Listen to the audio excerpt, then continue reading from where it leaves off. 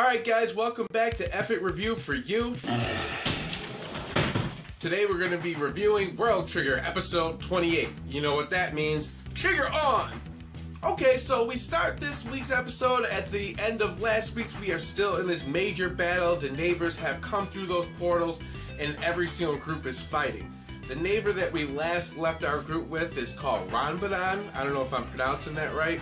So Ranbadan gets defeated by our group, but before he can be really defeated, another neighbor, an older neighbor, comes down and he has a black trigger.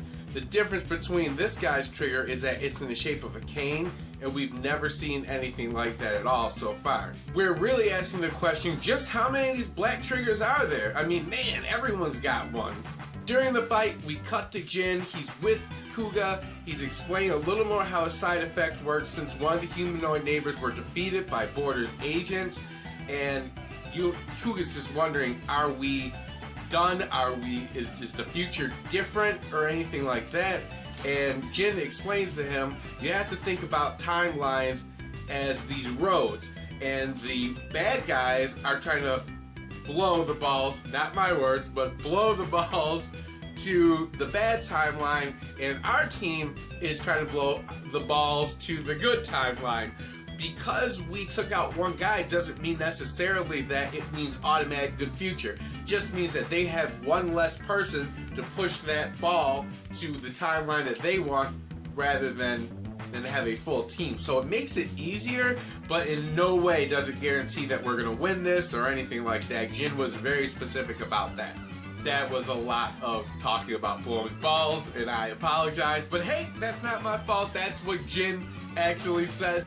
If you hate it, talk to Toy. Don't talk to me. So while this is going on, someone infiltrates Border with the black trigger. Oh snap!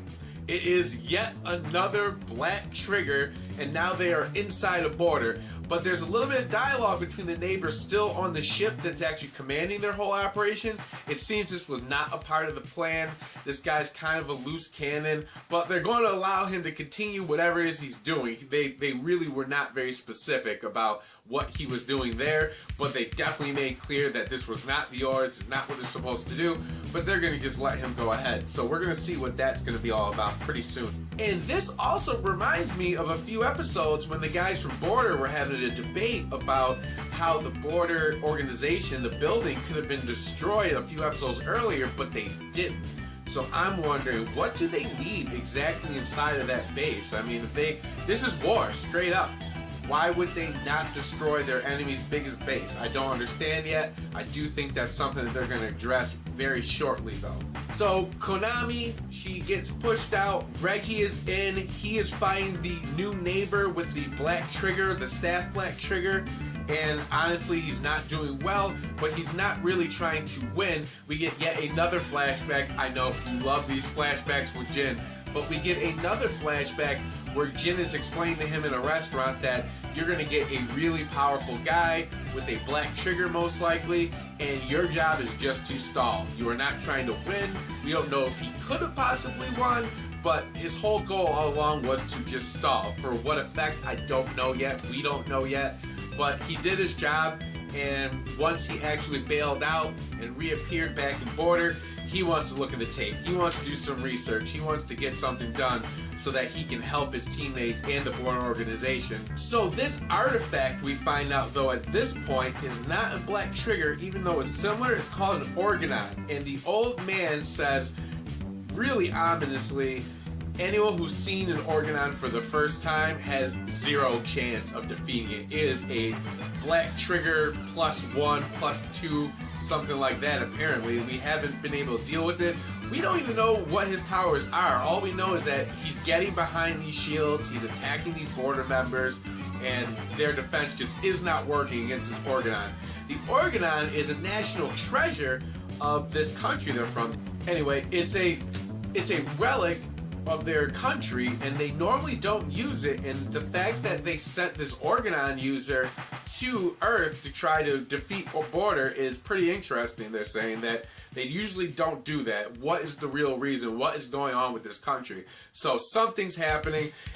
They make it seem like it's a little bit of overkill, So I'm curious as to why they're sending this guy too. After that, we see the Organon user and the guy who can control metal, that Magneto type character. They grow wings and get this track that they kind of fly or glide on. It was pretty cool. It was just out of nowhere. Very cool power. They're going right to the border base right now. Again, we don't know why. We know their mission is to get this Treon from these C-rank people, but what are they really going to be there for? So, end of episode, Jin shows up, crashes into a wall. He got there so fast. So does Kuga. He freaking sidekicks this guy. End of episode.